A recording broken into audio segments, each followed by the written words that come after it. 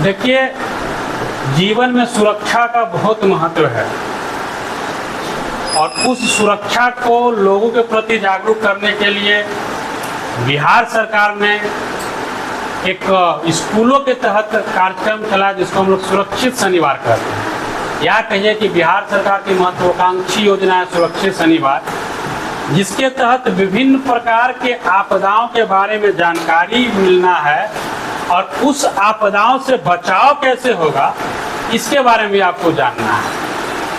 और इसी कड़ी में आज हम जानेंगे, ये आज का जो टॉपिक है आपके पास वो जून महीने का सरकार सारी टॉपिक इस किताब के माध्यम से विद्यालय सुरक्षा कार्यक्रम के माध्यम से शिक्षकों तक पहुंचाया और जो कि हम लोग आप तक पहुंचाने का कार्य करते हैं और बाल प्रेरकों तक पहुंचाने का कार्य करते हैं। तो सबसे बड़ा बात जो है कि आजकल बरसात का मौसम है और आपके आसपास की नदी नाले तालाब सब कुछ भर जाते हैं।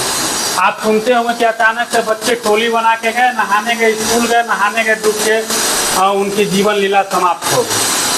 तो सबसे पहले समझिए कि आपके गांव की भौगोलिक स्थिति क्या है, कहाँ पे नदी है, कहाँ पे नाले हैं, कहाँ पे, इसके प्रति हम अगर आपको जागरूक करेंगे, सरकार यह चाहती है कि स्कूलों के माध्यम से जब हम आपको जागरूक करेंगे तो स्कूल के माध्यम से जागरूक करने के दौरान होगा क्या कि आप अपने गार्जियन को जाके कहेंगे, गार्जियन चर्चा करेंगे, जिससे कम से कम जोखिम उठाना पड़ेगा। जोखिम हजार, तो जैसे आप सोचते हैं कोई डूब रहा है तो आपके पास अगर जानकारी रहेगी तो हो सकता है रस्सी फेंककर, बांस थमाकर या कुछ देकर उसको आप क्या कर सकते हैं, बचा सकते हैं। और साथ ही साथ उस बच्चे अगर किसी कारण से डूबा हुआ है तो उस डूबे हुए आदमी को क्या करेंगे, उठाकर हम जाके सूखे जगह पे लाएंगे। उसके लिए प्राथमिक उपचार क्या होगा बताएंगे आपके सर, आदिल सर बताएंगे। अभी जैसे सुरेश सर बता रहे थे, ये विद्यालय सुरक्षा कार्यक्रम का पाठ है जो कि हर शनिवार को किया जाता है और ये मुख्यमंत्री सुरक्षा कार्यक्रम के तहत आता है। इसमें सर ने बताया कि अभी बरसात के मौसम में सबसे ज़्यादा समस्याएं डूबने की समस्या होती है और आज का जो टॉपिक है जो हजार्ड हंट, यानी आपको जोखिम को पहचानना है, यानी डूबने का जो जोखिम है उसको पहचानना है, उसका निरीक्षण कैसे करेंगे, उसका अवलोकन कैसे करेंगे और उससे हमको क्या प्रिकॉशन बरतना चाहिए, क्या हमको सावधानियां बरतनी चाहिए ताकि हम कम से कम जोखिम भरा समाज को एक संदेश दे सके। इसमें आप अगर नदी नाले या तालाब कहीं भी आप अगर स्नान करने जा रहे हैं या टोली बना करके जा रहे हैं तो आपको सबसे पहले ये देखना होगा कि जिस जगह जा रहे हैं वो जगह कैसा है, क्या वो नहाने के लिए उपयुक्त है या नहीं है। अगर उपयुक्त नहीं है तो आप वहाँ पे नहीं जाएं, आप उससे बचें, ठीक। उसके बाद अगर आपको ये जानकारी नहीं है कि हाँ हम जिस रास्ते से जा रहे हैं उस रास्ते में गड्ढे हैं या कहीं भी वैसा चीज़ है कि जिसमें पानी भरा हुआ है और उसके गहराई के बारे में पता नहीं है, तो सबसे पहले उसके गहराई के बारे में पता करें। अगर रास्ते को क्रॉस करना है तब जा कर के आप उस रास्ते को क्रॉस करें। अगर इन केस किसी तरह की घटना हो जाती है या कोई भी बच्चा या कोई भी व्यक्ति अगर कहीं पानी में डूब जाता है तो उसका उपचार कैसे करेंगे। सबसे पहले उसको तो पानी से बाहर निकालेंगे। पानी से बाहर निकालने के लिए हम क्या करेंगे, जैसे सुरेश सर ने बताया कि हम या तो रस्सी फेंकेंगे या तो अगर बांस रहेगा उसके सहारे से, या अगर जिस व्यक्ति को तैरना आता है वही व्यक्ति जा कर के उसको बचाएगा। या क्या करेंगे कि अगर वैसा भी नहीं है तो सिर्फ आप शोर मचाएंगे ताकि लोग इकट्ठा हो और उस व्यक्ति को पानी से बाहर निकाला जा सके। पानी से बाहर जब हम निकालेंगे उस व्यक्ति को, उसके बाद क्या करेंगे, उसका अवलोकन करेंगे, क्या उसने पानी भरपूर पी लिया है, क्या उसके नाक में कोई चीज़ फंसा हुआ है या मुंह में कोई चीज़ फंसा है, उसको निकाल देंगे।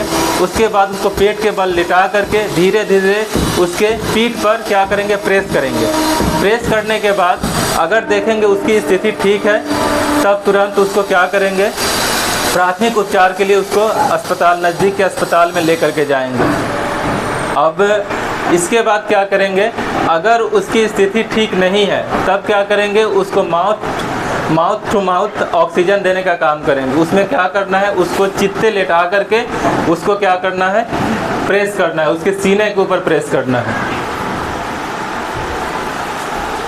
साथ ही साथ एक बात का अवश्य ध्यान रखना होगा कि अगर आपको तैरना नहीं आता और तैरना भी आता है तो हम तैर कर उसको नहीं बचा पाएंगे, क्योंकि हम भी डूब जाएंगे।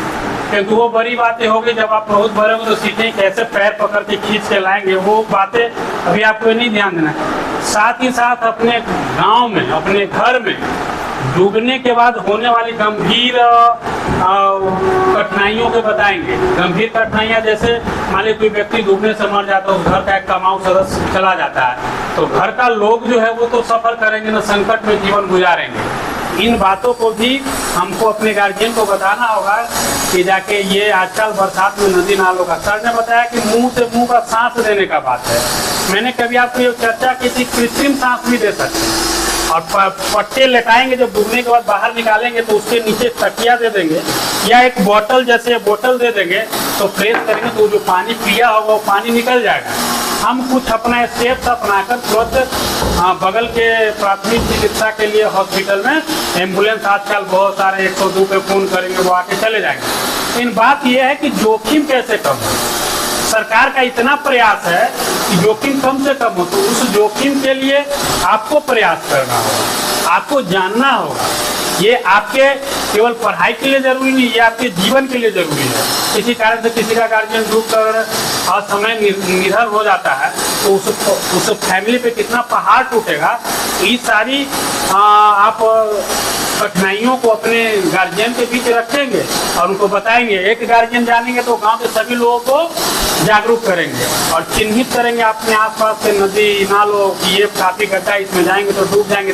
अब तेज धारा बह रहा है नदी में बरसात के समय, तो उसमें जाएंगे तो वो बहा के ले जाएगी। तो इन सारी बातों को ध्यान आपको रखना होगा। तो हम लोग आइए सुरक्षित शनिवार के तहत सरकार की योजनाओं को गांव के नहीं प्रत्येक व्यक्ति तक पहुंचाएं।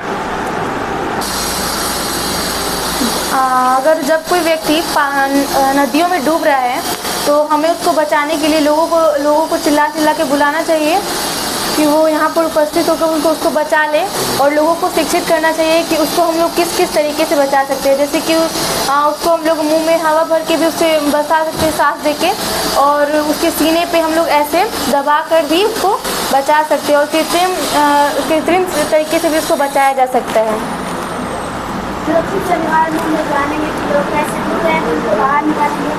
बाहर निकालने के लिए हम लोग दुपट्टे या फिर गम्स का इस्तेमाल करके उसको बाहर निकालेंगे। बाहर निकालने के बाद देखेंगे कि उसके मुंह में नाक में कुछ फंसा तो नहीं, अगर फंसा है तो उसको साफ करके और उसको दबा कर उसको सांस डालेंगे उसको। तो अभी हम लोगों ने देखा कि सुरक्षित शनिवार के तहत डूबने से होने वाली खतरा और उससे कैसे बचा जा सकता है, जिसमें हमारी बच्चियां भी, 10वीं वर्ग की छात्राएं भी और छात्रों ने बताया कि कैसे हम डूबने से अपने आप को सुरक्षित रख सकते हैं।